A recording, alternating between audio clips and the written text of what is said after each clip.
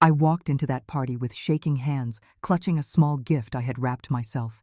My heart was beating so fast it felt like everyone could hear it. I had saved money for weeks to buy that gift. Nothing fancy, just something from a mother's heart. I thought tonight would be a proud moment, a night to celebrate my daughter. But the second I stepped through the doorway, silence spread like a wave. Laughter stopped mid-air. The music kept playing in the background, but the people, every single person, stared at me as if I were something unnatural. Some gasped, some whispered, and one woman even covered her mouth like she had just seen a ghost. Then I heard it. A sharp whisper cut through the silence. "Isn't that her dead mother?"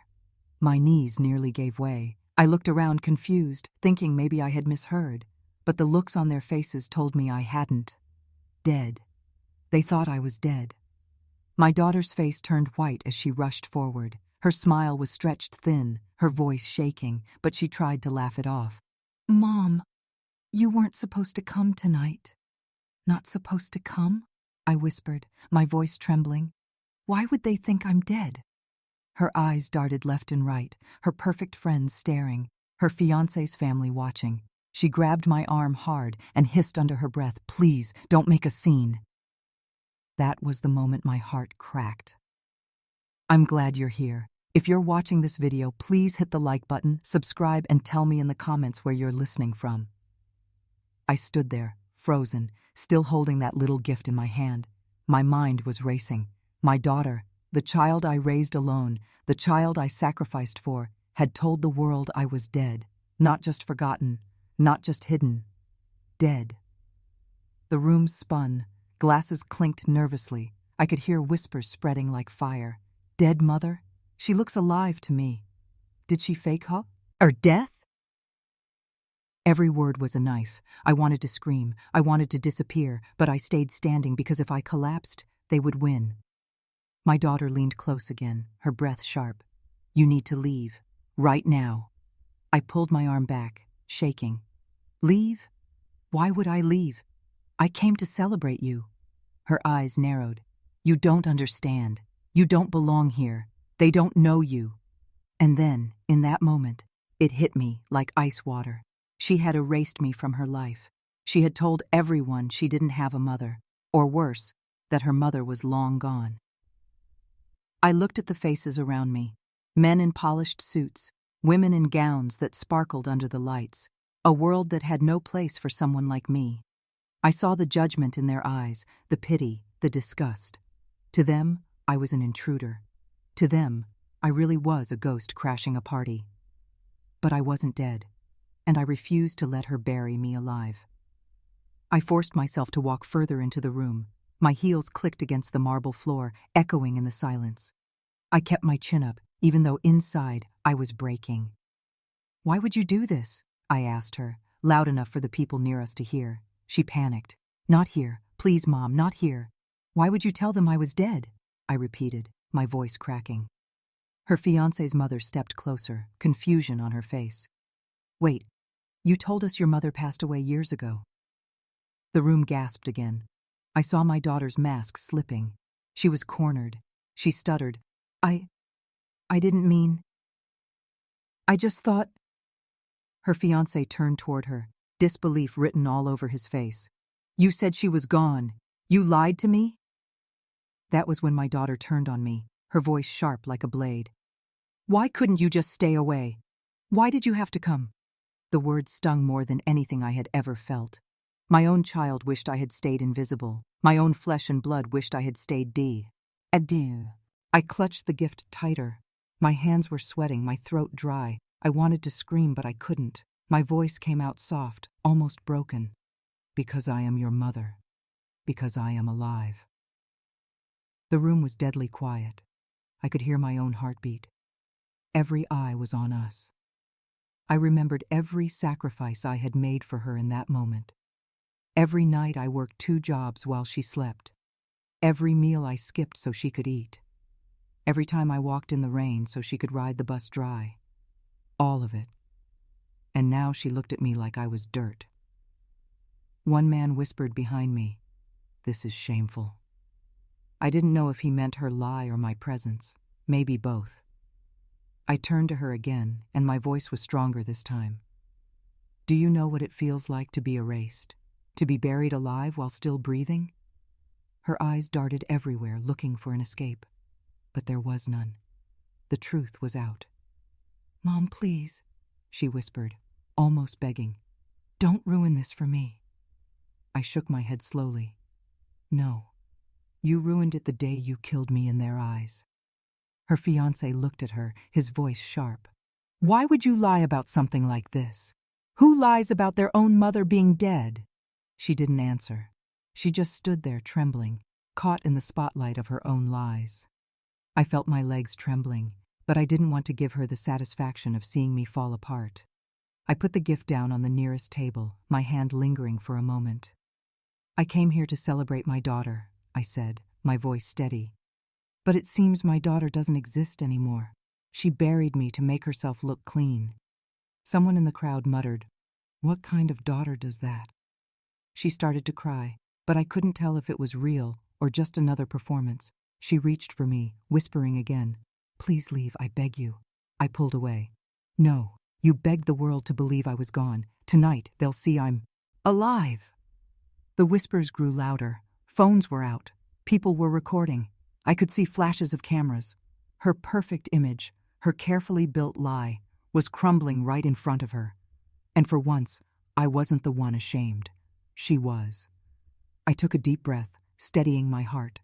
My eyes burned with tears, but I didn't let them fall. I looked at her fiancé's family, at the crowd of strangers, and I spoke clearly. My name is not Ghost. My name is Mother. I am alive. And no one, not even my own daughter, gets to bury me before my time. The silence that followed was heavy, like the air itself was holding its breath. I turned to my daughter one last time. Her face was pale, her eyes filled with fear, maybe even regret. But it was too late. The damage was done. I walked past her, my shoulders heavy, but my head high. Each step was a battle, but each step was also freedom. I had walked into that party broken. I was walking out alive, and that was just the beginning. When I walked out of that party, I thought the worst part was over. But I was wrong. The silence in the car ride home, the shame burning my face, the whispers that followed me like shadows, all of it cut deeper the more I thought about it. My daughter hadn't just lied. She had declared me dead. And the truth was, she had been burying me slowly for years. I sat on the edge of my bed that night, still in the same clothes, staring at the gift I had left behind. I imagined someone throwing it in the trash, unopened. My chest ached. I whispered to myself, why wasn't I enough? Her words replayed over and over. You don't belong here. They don't know you. You should have stayed away. It was like she had taken a shovel and buried me alive in front of all those people. I closed my eyes, and the memories came rushing back. Nights when I scrubbed office floors until my knees gave out. Mornings when my hands bled from sewing clothes to earn a little extra. I had done all of it for her, not for myself, for her. I remembered the day she turned 16. She wanted a dress for the school dance. I couldn't afford it, but I stayed up 3 nights straight sewing something out of fabric scraps. When I gave it to her, she looked at me with disappointment. She whispered, This looks cheap. Then she refused to wear it. That night, I cried myself to sleep. But I told myself she was just a teenager. She didn't mean it. But now, standing in that party, I realized she had meant it all along. To her, I was cheap, embarrassing, disposable. The next morning, I decided I couldn't keep it bottled up. I called her. My hands were trembling as I waited for her to answer. When she finally did, her voice was cold. Why are you calling me? She asked. Because I need to know, I said, my voice breaking. Why did you tell them I was dead? She sighed heavily. You wouldn't understand. Try me, I said softly. There was a pause. Then her words cut like glass. You don't fit into my life. People like them wouldn't understand someone like you. It was easier to say you were gone than to explain you. I gasped. Explain me? I am your mother. Do you know what that sounds like? Yes, she snapped. It sounds like the truth. You don't belong in my world. You never did. I sat there, gripping the phone so tight it hurt. After everything I've done for you? After all the nights I went hungry so you could eat? After every sacrifice, this is how you repay me? You chose to do those things, she said coldly. I didn't ask you to. Her words were a hammer smashing my heart. That call ended with her hanging up on me. I sat in silence, listening to the empty line. I thought about how mothers always say they'd give their lives for their children. I had given mine while still breathing, and in return, my daughter had written my obituary. I wanted to scream. I wanted to march back to that party, grab her hand, and shout to the world, "Look at her. This is my child, and this is what she has done to me." But I didn't. Instead, I sat in that small, lonely room and let the pain swallow me whole. Days passed, and I avoided leaving the house. I felt like everyone was staring at me, whispering behind my back. I didn't know who had been at that party, who had seen the scene, who might recognize me in the street as the dead mother. One afternoon, a neighbor knocked on my door. She looked nervous. "I heard something," she said. "Is it true? Your daughter told people you passed away?" I nodded slowly. She gasped. "Why would she do that?" I swallowed hard. Because in her eyes, I already was dead. The neighbor shook her head in disbelief. I can't imagine a child doing that to her own mother. Her words gave me no comfort. They just reminded me of the gaping hole inside me. At night, I couldn't sleep. I replayed every memory, every choice. Was I too strict? Was I too soft? Did I love her too much or not enough? I tore myself apart looking for answers. One night, I dreamed I was standing in a graveyard. My name was carved on a tombstone, but I was standing right in front of it, screaming. Nobody could hear me. They all walked past, leaving flowers saying, "What a shame she's gone." And there was my daughter, smiling as if my death was the best gift she had ever received. I woke up sweating, my pillow soaked with tears. A week later, she came to my house. I wasn't expecting her. When I opened the door, I almost didn't recognize her. Her eyes were hard, her lips pressed tight. She didn't hug me. She didn't even smile. "Why are you here?" I asked. She looked around my small, messy living room with disgust. "I need you to stay away from me. Do not show up at my events again. Do not call me. Do not embarrass me." I stared at her in shock. "Embarrass you? I gave up everything for you. And now you want me to disappear?" "Yes," she said firmly. "It's better if people believe you're gone. It makes my life easier." I felt the air leave my lungs. "So you really want me dead?" Her voice was sharp. "You're making this dramatic. I just don't want you in my life. Is that so hard to understand?" I whispered, "I am your mother. And I am not your child anymore," she snapped. Her words broke me. Not just a crack this time, but a full shattering. When she left, I collapsed onto the couch. My body shook, my chest hurt, and I couldn't stop crying. That day, I realized I was grieving someone who was still alive. I had lost my daughter long before the party. The only difference was that now she had said it out loud. She had buried me, and I didn't know if I had the strength to climb out of the grave. But in that darkness, something inside me started to stir. It wasn't anger yet, not even strength, just a tiny whisper of defiance. Her words echoed in my head. "You don't belong in my world. You never did." For the first time I thought, maybe I don't need to belong in her world. Maybe she doesn't deserve to belong in mine. It was a dangerous thought, but it was the first spark of something I hadn't felt in years, a spark that would grow. Because I realized one thing that night. I might have been buried alive, but I was still breathing, and as long as I was breathing, I had a choice. I stood there, frozen. My hands shook as I clutched the edge of the table, staring at the picture frame lying face down on the floor. It wasn't the glass that had shattered. It was me. Because inside that frame was my daughter's handwriting on a card pinned to my photo. It read, "In loving memory." That night at the party, I heard her voice telling the crowd, "Yes, my mother passed away, She lived a hard life, but now she's at peace. I wasn't at peace. I wasn't gone. I was alive, standing right there in the corner, unseen, unwanted, erased. At first, I thought it was some cruel joke, maybe a misunderstanding, maybe she said it in a metaphorical way.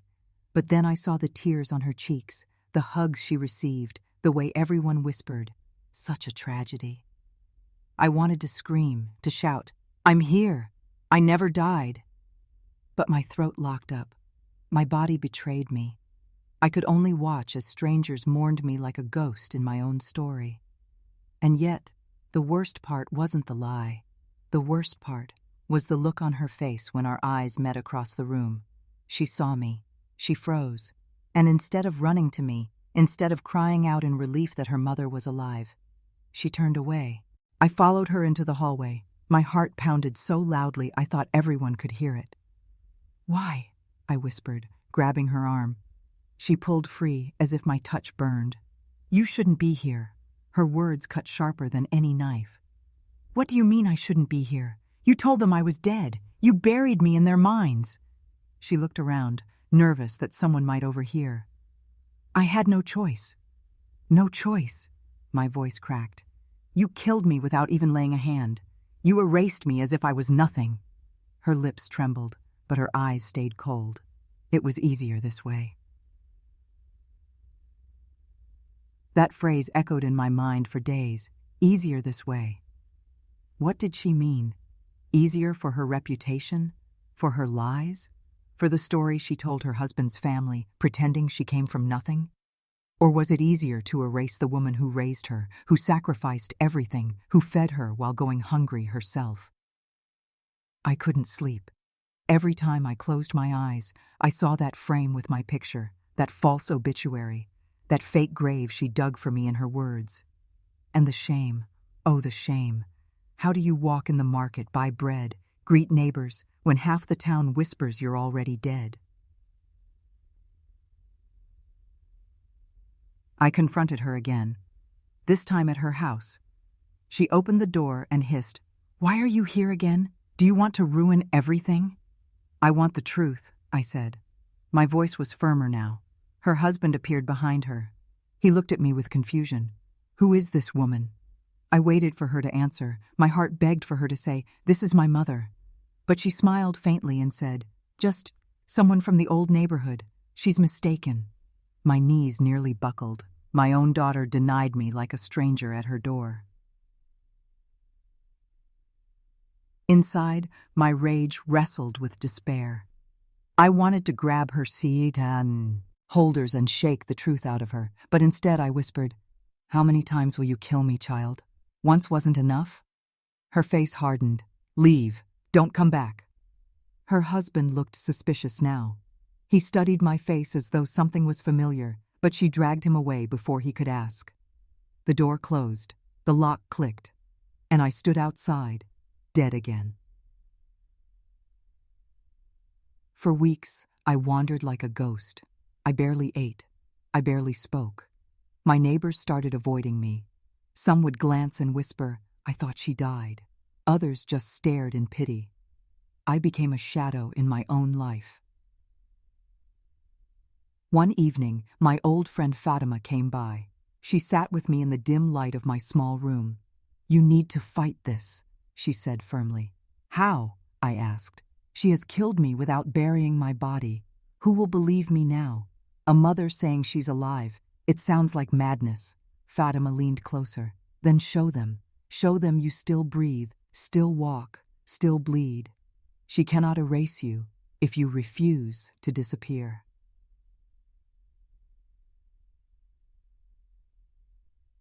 Her words lit a small fire inside me.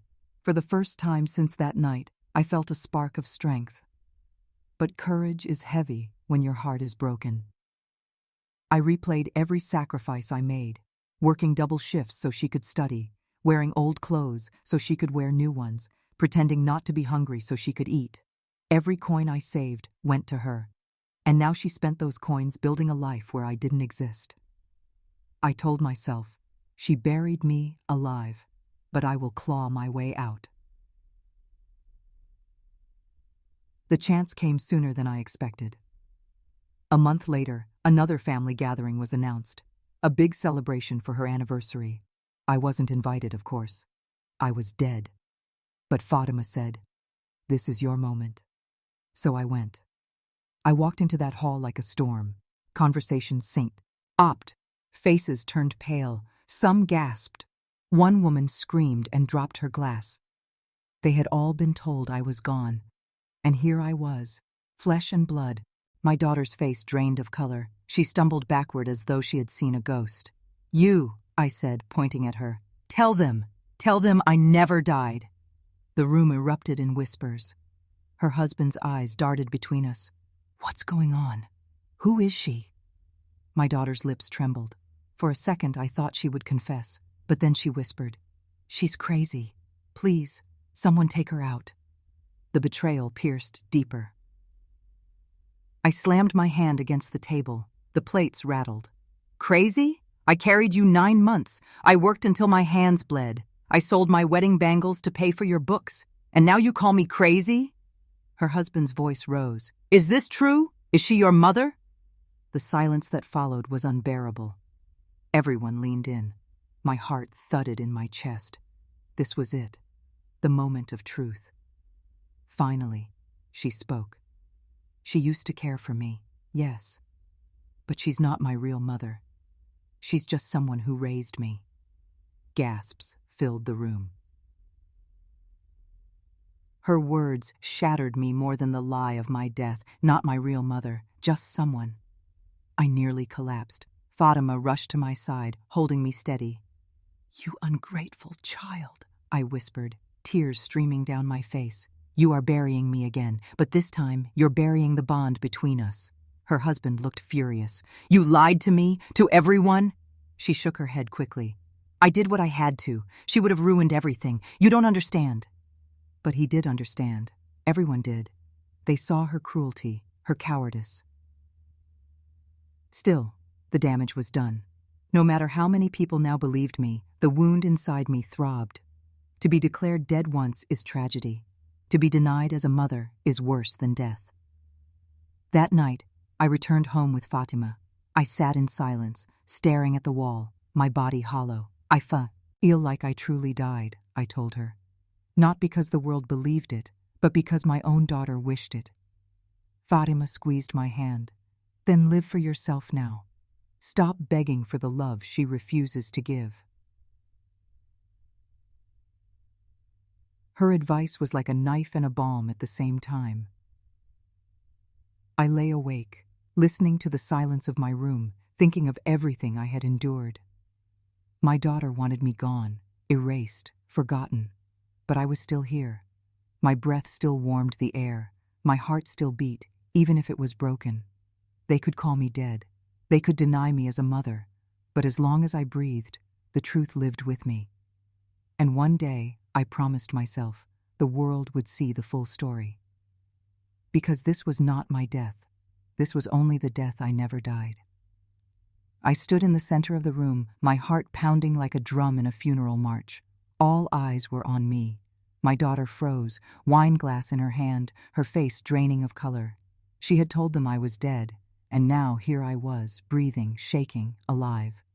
The silence was heavier than stone. I broke it with words that tasted like fire. "Did you enjoy my funeral, child?" Gasps rippled through the guests. My daughter's hand trembled, and the glass slipped, shattering across the floor. She opened her mouth, but no sound came. Her husband rushed forward. "Mother, this isn't the place." But I couldn't stop. The years of silence, humiliation, and rejection screamed inside me. This is exactly the place. You buried me alive with your lies. Tonight, everyone should know who you really are. The guests shifted uneasily. Whispers rose like smoke. My daughter finally found her voice.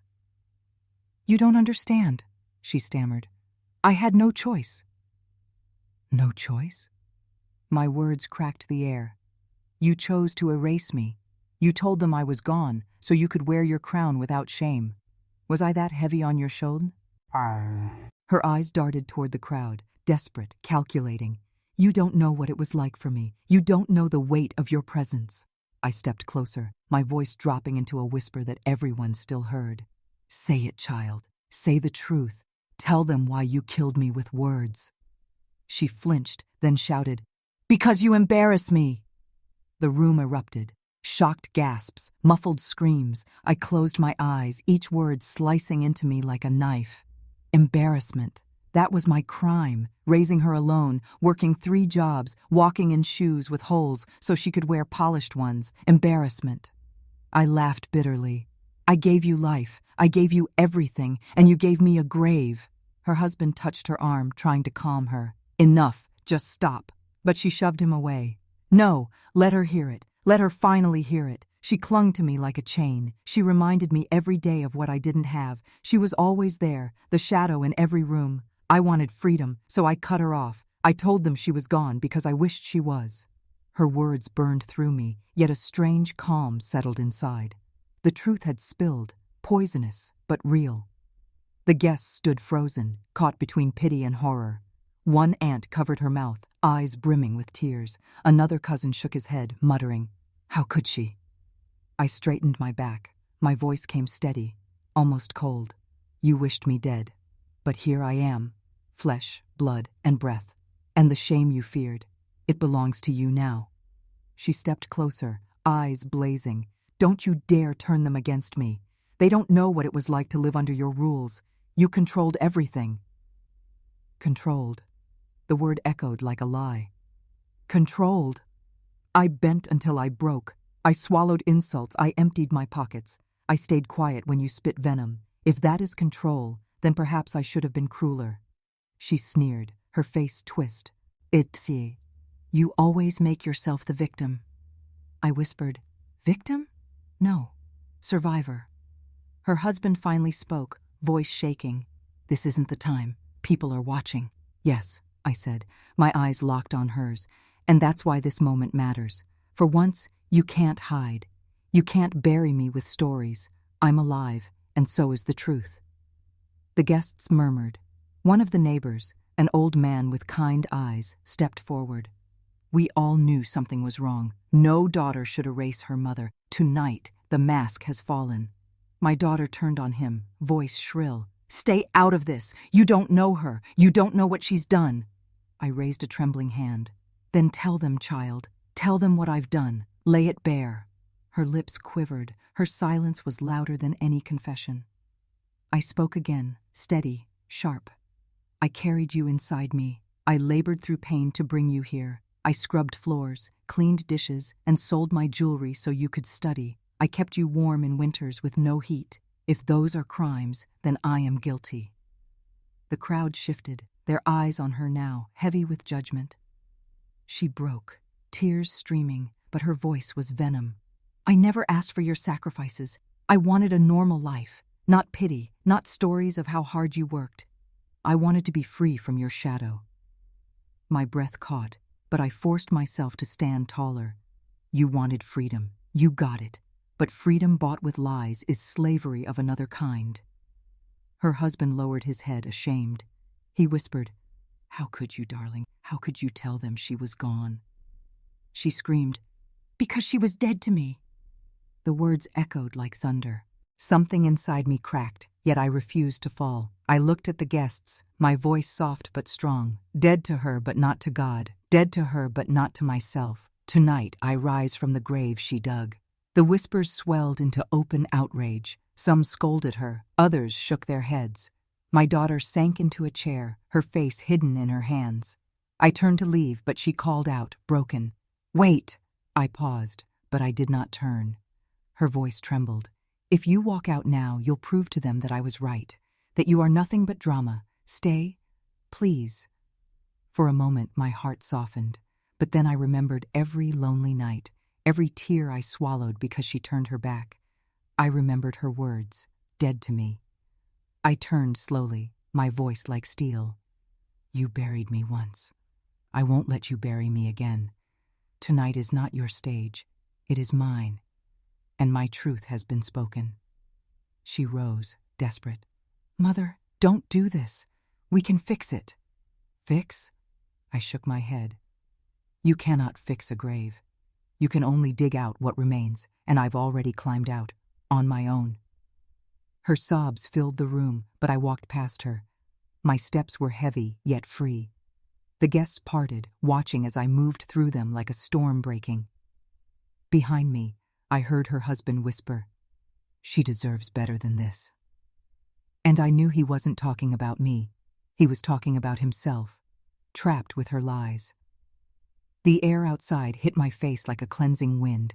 My chest ached, but my spirit rose. The confrontation was done, but the war was not over. Because now the world knew the truth, and truth, once spoken, cannot be buried again. I walked out of that house like a shadow escaping its grave. Behind me, voices argued, cried, cursed, but I did not look back. The night was cold, and yet inside me burned a fire that no storm could put out. I had faced lies, betrayal, and shame. I had stood in the middle of a crow and heard my own child call me dead. And still, I walked away breathing. The road stretched before me, empty. My steps were heavy, but they carried me somewhere new. Every beat of my heart told me one thing: the old me was gone. The weak me, the silent me, the woman who begged for crumbs of love, she had died in that room. What remained was someone else, someone stronger, a woman reborn in fire. But strength does not silence pain. That night, the memories of my daughter's words stabbed me like knives. She had said I embarrassed her.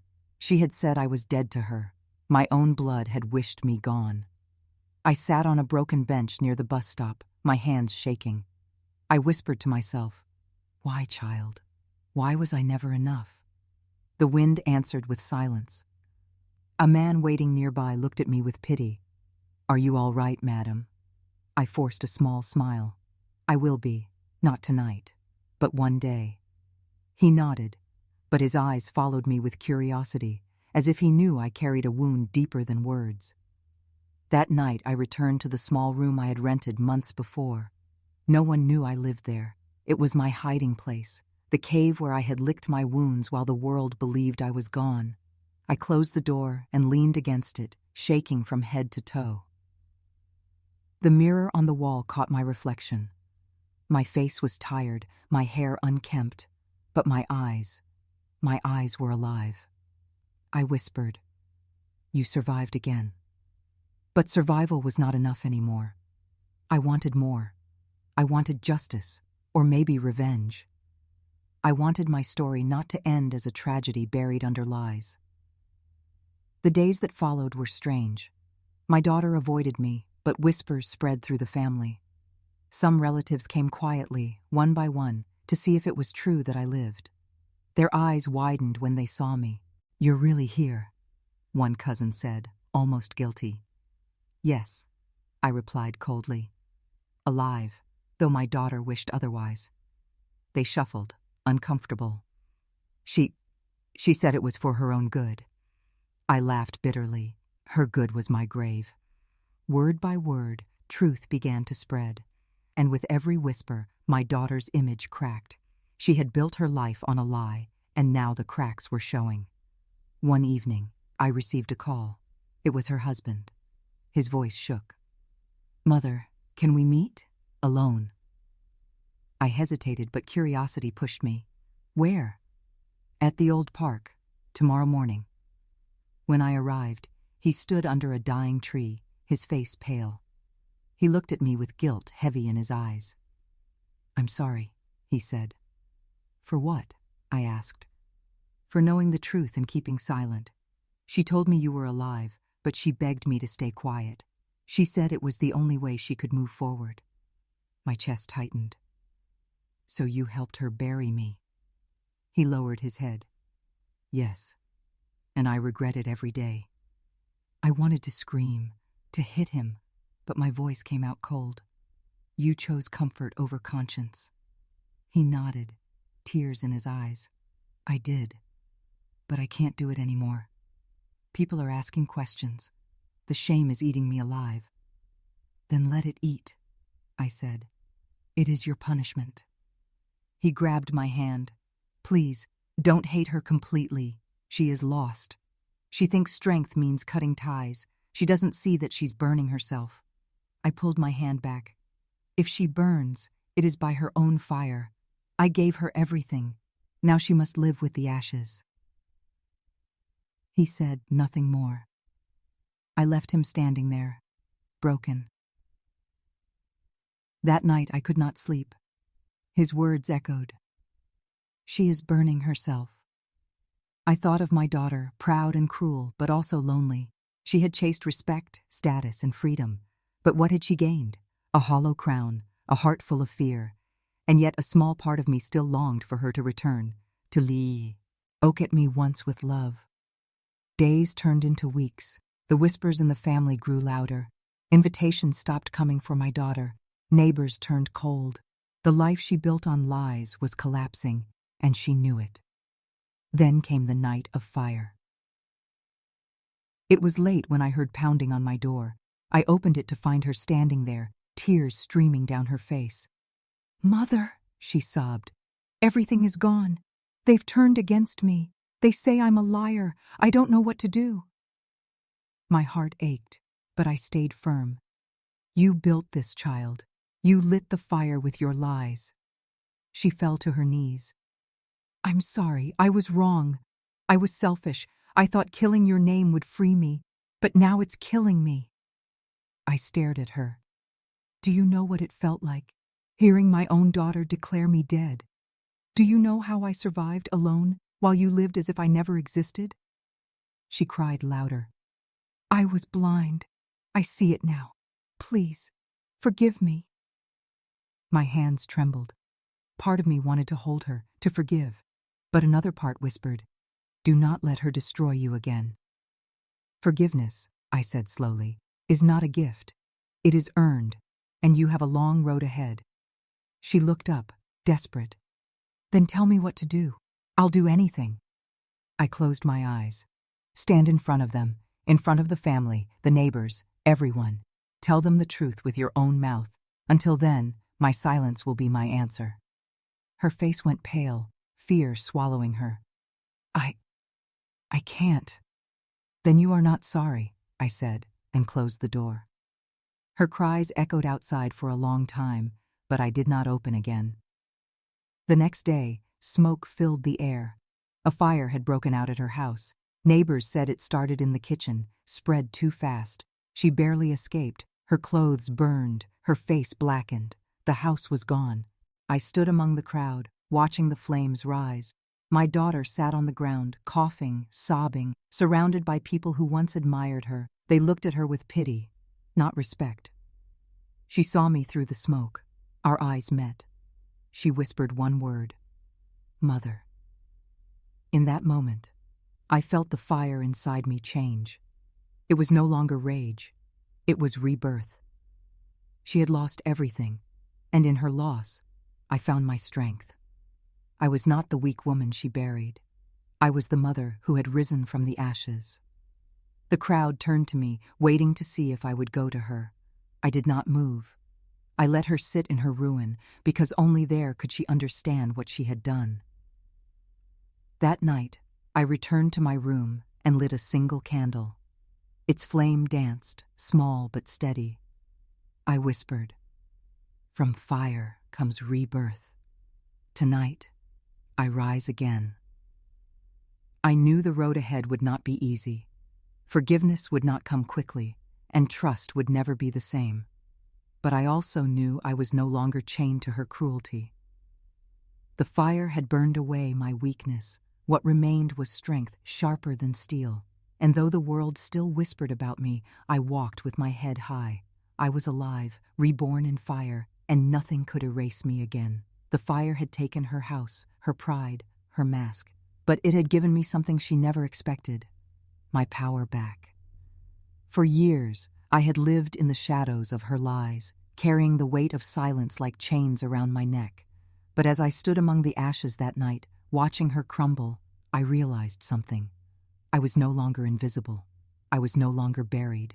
My voice had survived. and it was time the world heard it. The very next morning, I did something I never thought I could. I called for a family gathering. Word spread fast. Curiosity drew them in. Uncles, cousins, neighbors who had whispered about my death. They all came, filling the hall with restless eyes. I stood in front of them, my hands trembling but my heart steady. For a moment, silence pressed against my chest. Then I opened my mouth, and the words came out strong. "You buried me while I was alive," I said, my voice echoing. "My own child declared me dead. And all of you, you believed it." Gasps filled the room. Faces turned toward my daughter, who sat in the corner, pale and broken. "She told you I was gone because I was an inconvenience. She erased me because I was a reminder of the life she wanted to forget. And you," I pointed to the family gathered, "you let her. Not one of you knocked on my door. Not one of you asked if I was breathing." Whispers rose, uncomfortable. Someone muttered, "We thought it was true." "Truth is not given," I shot back. "Truth is sought, and none of you sought it." My daughter stood suddenly, her voice breaking. "Mother, please, stop. Don't shame me more." I looked at her, and for once I did not flinch. "Shame is not given. Shame is earned. You earned this moment when you chose to kill me with your tongue." She covered her face and sobbed. The hall fell into silence. Every eye on us, I turned back to them all. But I did not die. I lived.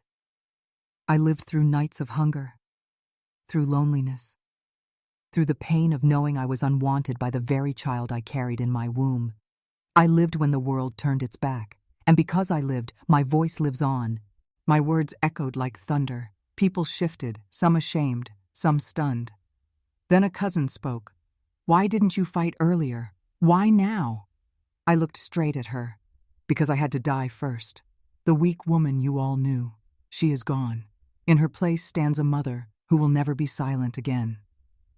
The hall shook with murmurs. Some avoided my eyes, some nodded. But I felt lighter, freer, like chains were breaking one by one. I turned to my daughter once more. She was still crying, shaking, whispering, "I'm sorry, I'm sorry." For the first time, I felt no urge to kneel and comfort her. Instead, I said, "Your sorry is not enough. You must live with what you've done, and maybe one day, when you learn what love truly is, you will understand what you destroyed." Her husband stepped forward. His face was red with guilt. "Mother, she was wrong. But please don't destroy her completely. She is still your daughter." I stared at him. And I was still her mother. Did that stop her from burying me? He dropped his gaze. Silence followed. Then I did what no one expected. I stepped closer to the center of the room and lifted my chin. "Listen carefully. From today, I will not hide. My voice will not whisper in dark corners. If anyone speaks of me, let them speak the truth, that I was betrayed, but I rose, that I was silenced, but I found my words again, and that no lie, no betrayal, no fire can erase me." The room erupted. Some clapped softly, others cried, but I did not need their approval. My speech was not for them. It was for me.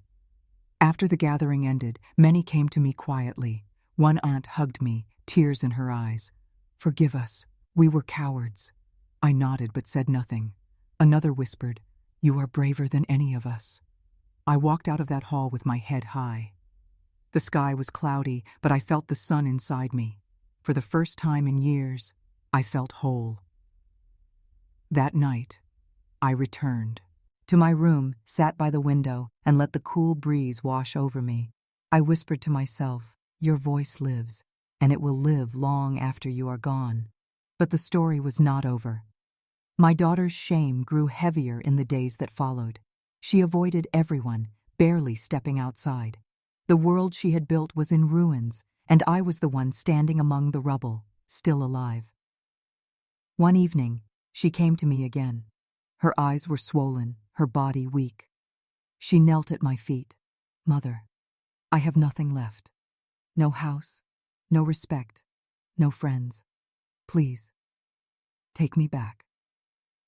My chest ached. For years I had begged for her love, and now she begged for mine. I touched her head lightly. Child, I will never stop being your mother, but being my daughter, that is something you must prove. She looked up, desperate. How? By living honestly, by speaking truth, even when it cuts you, by protecting, not destroying. Until then, you are only half my child. She sobbed, clinging to my hands. I will try, I swear. I looked into her broken eyes and finally said, then rise. The world will not forgive you easily, but maybe, if you walk in truth, you will one day forgive yourself. She nodded, trembling. For the first time, I saw not pride, not arrogance, but the face of a lost girl finally learning humility. In that moment, I knew something. The fire had not just reborn me. It was rebirthing her too, in pain, in loss, in truth. Days turned into weeks. Slowly she began to change. She worked, she humbled herself, she spoke less, but with more honesty. People noticed. The whispers softened. Respect did not return overnight, but the walls of her shame began to crack. As for me, I found peace in speaking. I joined community gatherings. I told my story to women who had been silenced by their families. They listened, wide-eyed, and whispered, "You give us courage." Every time I spoke, I felt stronger. Every time someone thanked me, I felt lighter. My voice had become more than survival. It had become a gift. One day, a young woman came up to me after a meeting. She held my hand tightly and said, "Because of you, I will not stay silent in my own house anymore." Tears filled my eyes. My pain, my betrayal, my fire, it was not wasted. It had become light for someone else. I went home that night, lit a candle, and whispered, "Your voice lives on, not just in you, but in them." And for the first time, I smiled without pain. Because even if my daughter never fully healed, even if my family never fully respected me, I had something greater, a voice that could not be buried again. My voice lives on, and it always will.